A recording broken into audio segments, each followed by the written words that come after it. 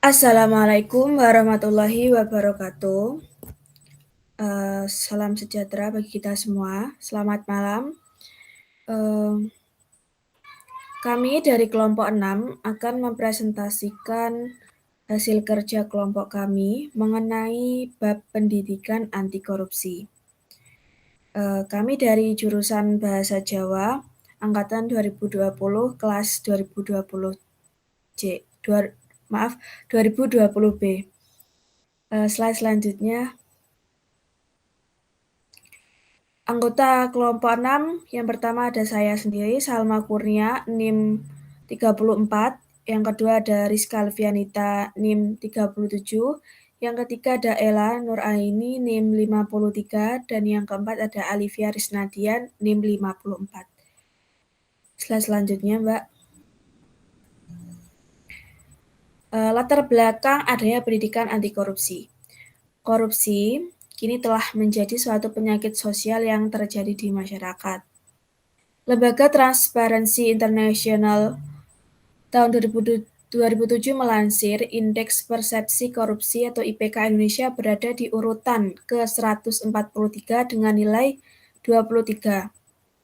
Hal ini berarti bahwa peningkatan pemberantasan korupsi di Indonesia menurun. Sebagai catatan, semakin rendah nilai IPK, berarti semakin tinggi tingkat korupsi dalam rentan indeks 0 atau sangat korup dan 10 sangat bersih. Dalam pemberantasan korupsi, diperlukan upaya yang efektif dalam menyelesaikan korupsi di Indonesia. Upaya pengenalan tentang bahaya korupsi haruslah dilakukan sejak sedini mungkin dari semua jenjang pendidikan maupun di masyarakat umum. Terjadinya tindakan korupsi ini disebabkan oleh adanya celah atau penyalahgunaan kekuasaan.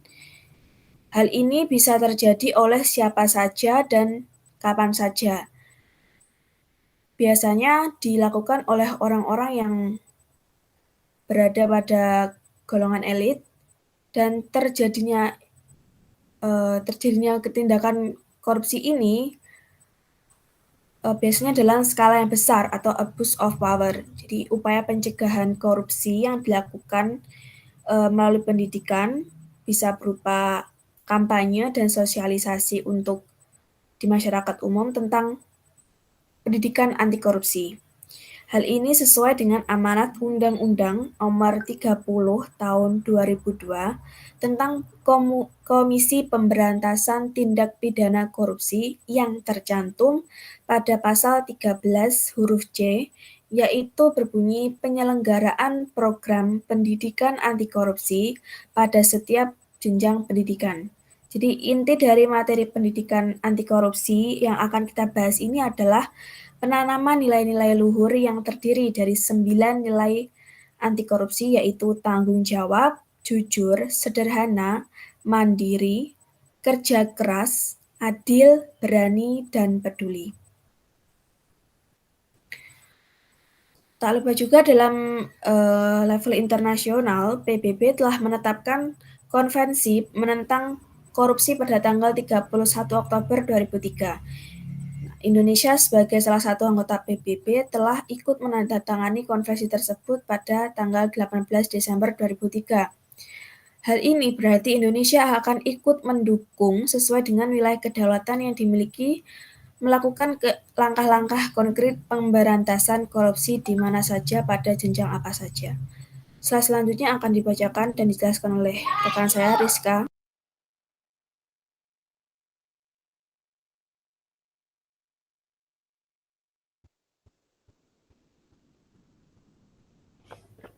Baik, yang kedua yakni konsep dasar korupsi.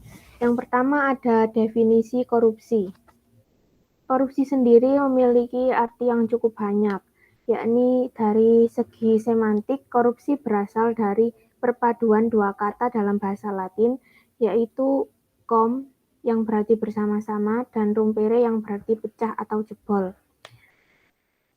Istilah korupsi dapat pula diartikan sebagai perilaku tidak jujur yang dilakukan karena adanya kesempatan dan mempunyai kewenangan. Korupsi juga berasal dari bahasa Latin yakni corruptio atau corruptus, artinya kerusakan atau kebobrokan, perbuatan yang bejat, perbuatan tidak jujur, dapat disuap, tidak bermoral, menyimpang dari kesucian. Sementara itu, pengertian korupsi secara harfiah banyak sekali yang mendefinisikan. Korupsi merupakan penyalahgunaan jabatan publik demi keuntungan pribadi atau abuse of public official for private profit.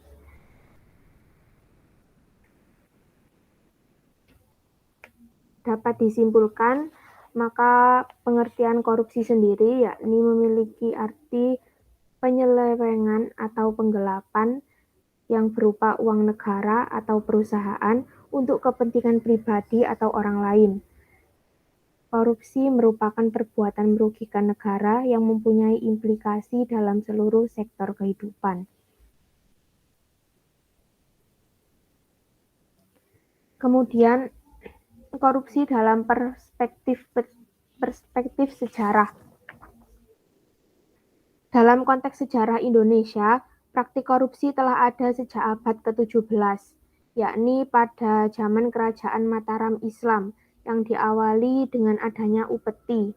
Upeti adalah membayar pajak secara sukarela atau tidak mengikat.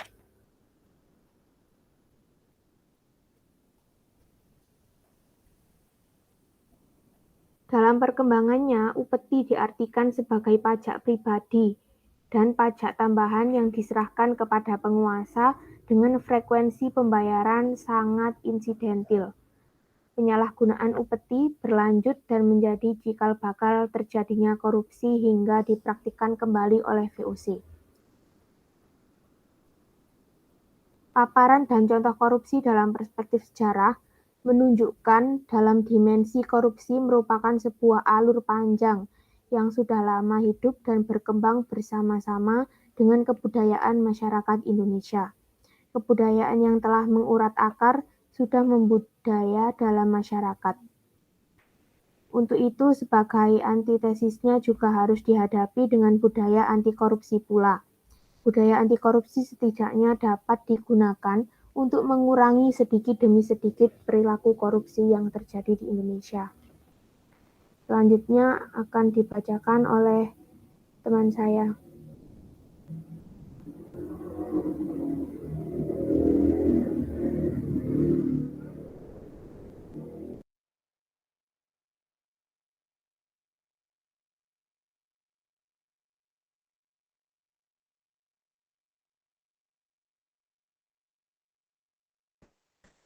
Baik, ada sebab-sebab korupsi.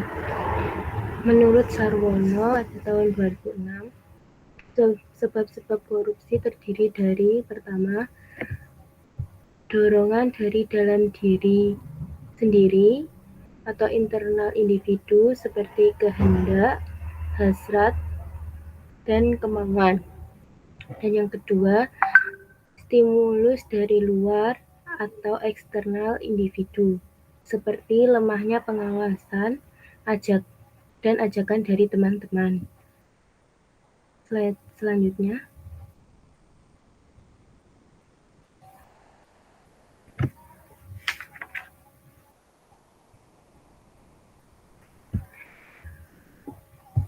Selanjutnya ada pemberantasan korupsi di Indonesia.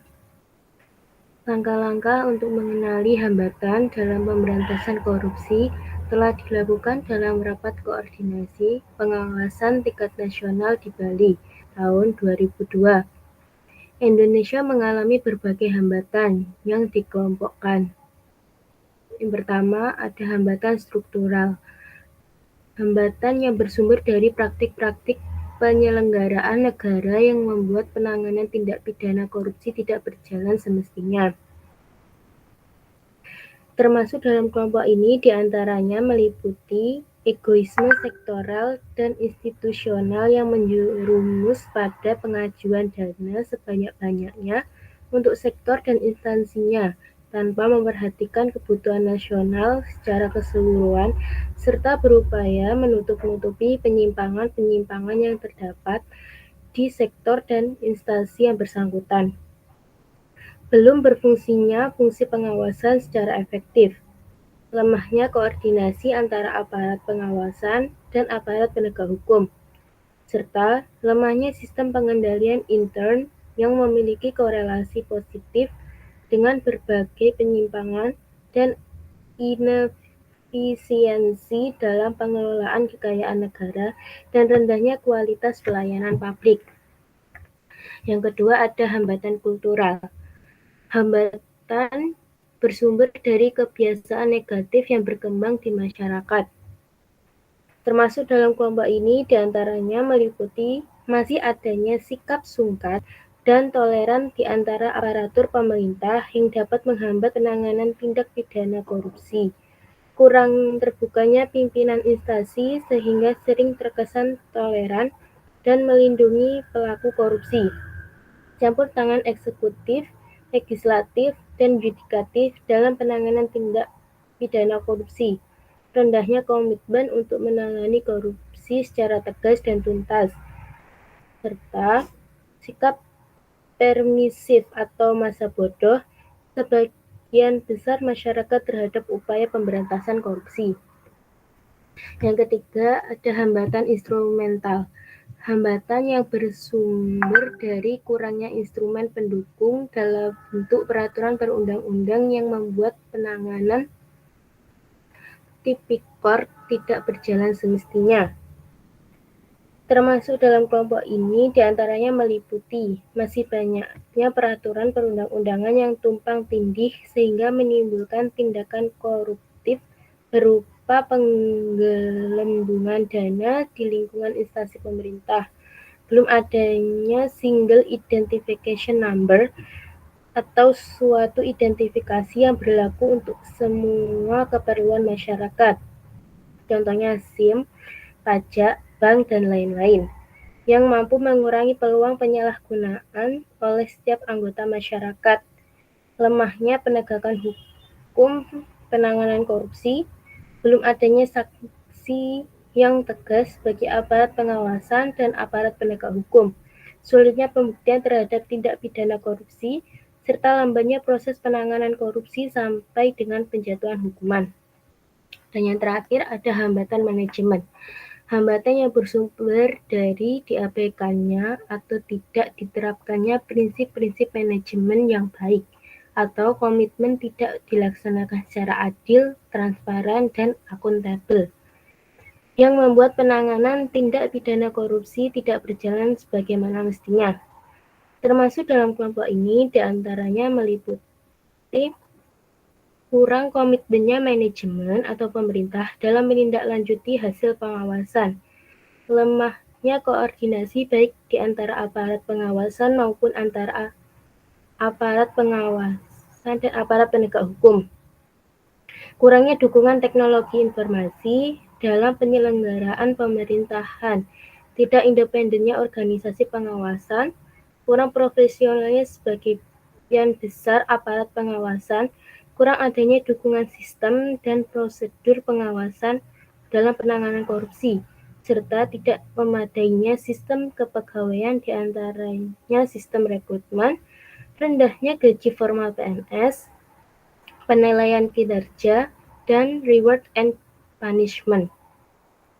Slide selanjutnya.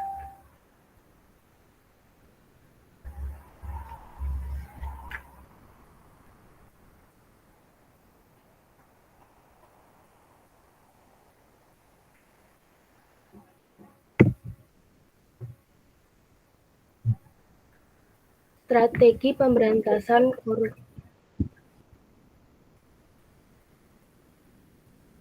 Baik, dilanjutkan oleh Saudara Alivia.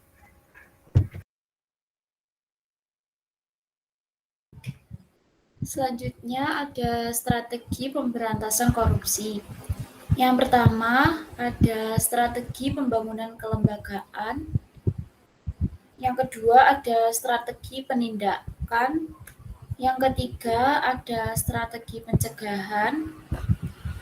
Dan yang keempat ada strategi penggalangan keikutsertaan masyarakat. Slide selanjutnya.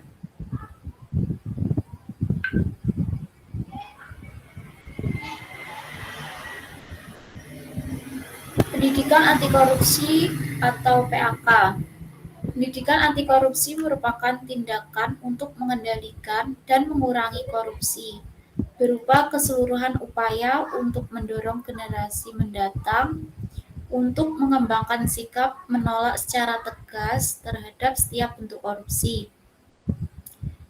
Mentalitas anti korupsi ini akan terwujud jika kita secara sadar membina kemampuan generasi mendatang untuk mampu mengidentifikasi berbagai kelemahan dari sistem nilai yang mereka warisi dan memperbaharui sistem nilai warisan dengan situasi-situasi yang baru. PAK dapat dipandang sebagai inovasi pendidikan. Hendaknya materi pelajaran yang memuat PAK tumbuh sebagai materi yang gayut dengan segenap materi pelajaran, sehingga mampu membentuk masyarakat berdasarkan nilai-nilai kejujuran. Slide selanjutnya, Mbak.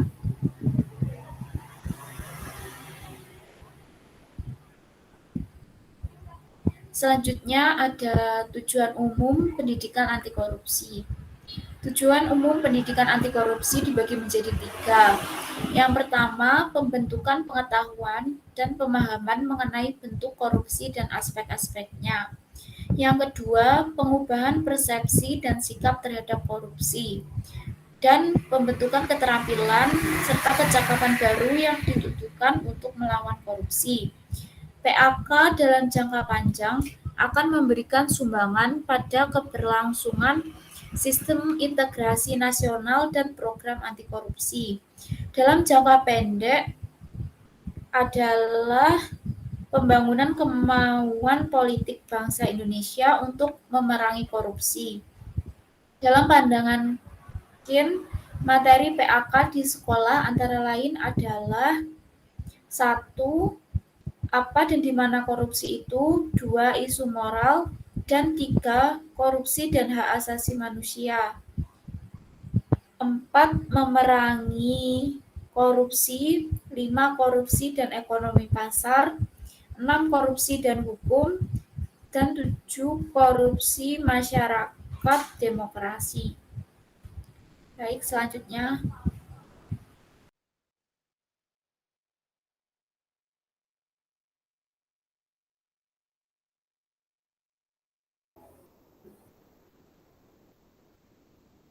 Selanjutnya ada beberapa model PAK.